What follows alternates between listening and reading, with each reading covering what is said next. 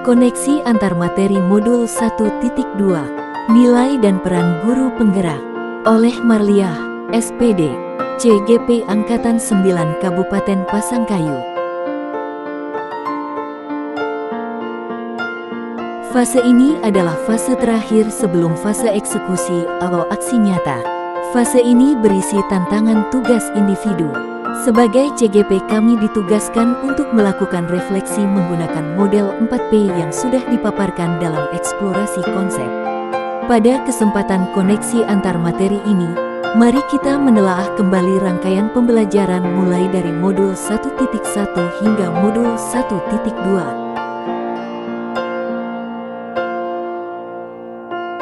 1. Peristiwa. Momen yang paling mencerahkan saya adalah ketika saya membaca materi modul 1.2.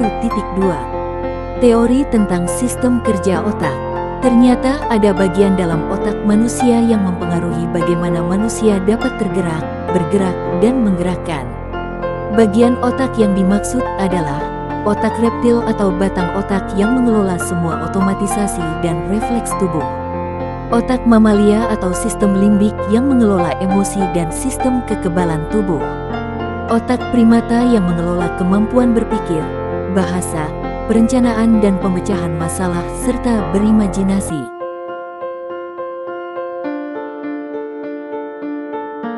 Kaitan antara modul 1.1 dan modul 1.2 yang saya pahami adalah pada modul 1.1 seyogyanya guru bukan hanya mengajar saja tetapi juga harus mendidik atau menuntun murid agar dapat memiliki budi pekerti luhur.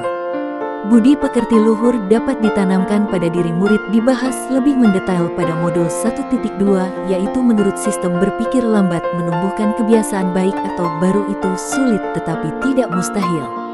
Bagaikan naik ke lantai 1 menggunakan eskalator yang bergerak turun, kuncinya harus dicoba dan diupayakan.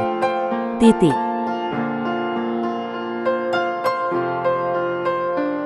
2. Perasaan.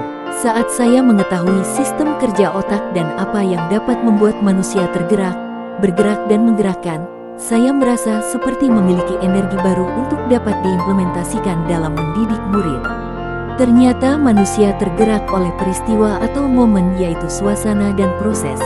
Sehingga saya yakin bahwa cara terbaik guru dalam mendidik muridnya adalah guru menyajikan momen atau peristiwa yang memungkinkan anak belajar mengelola yang tergerak dalam diri mereka yaitu pikiran atau cipta, perasaan atau rasa dan kehendak atau karsa.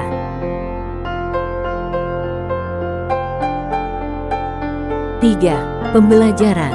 Sebelum saya mengetahui sistem kerja otak dan apa yang dapat membuat manusia tergerak, saya berpikir bahwa guru hanyalah profesi yang berperan mendidik murid. Sekarang saya berpikir bahwa guru harus memiliki nilai-nilai dan peran yang kuat dalam mendidik muridnya untuk mewujudkan profil pelajar Pancasila.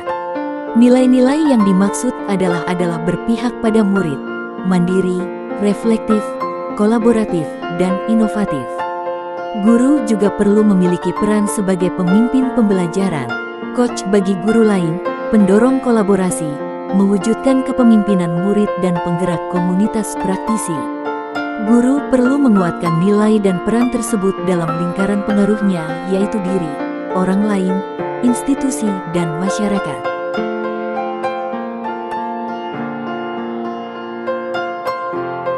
4. Penerapan. Pengembangan diri yang sederhana, konkret dan rutin yang dapat saya lakukan sendiri dari sekarang untuk membantu menguatkan nilai-nilai dan peran saya sebagai guru penggerak adalah mendesain pembelajaran yang menyajikan momen, peristiwa yang dapat memantik kemauan dan semangat murid dalam belajar, misalnya pemanfaatan teknologi digital dalam pembelajaran seperti ice breaking dengan kelas poin dan kuis dengan Quizizz.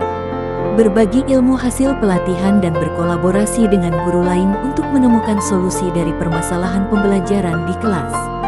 Memberikan kesempatan bagi setiap murid untuk berpendapat dan mempresentasikan hasil diskusi kelompoknya. Mengajak rekan guru mendesain pembelajaran yang berpihak pada murid. Terima kasih. Salam dan bahagia Bapak Ibu guru hebat.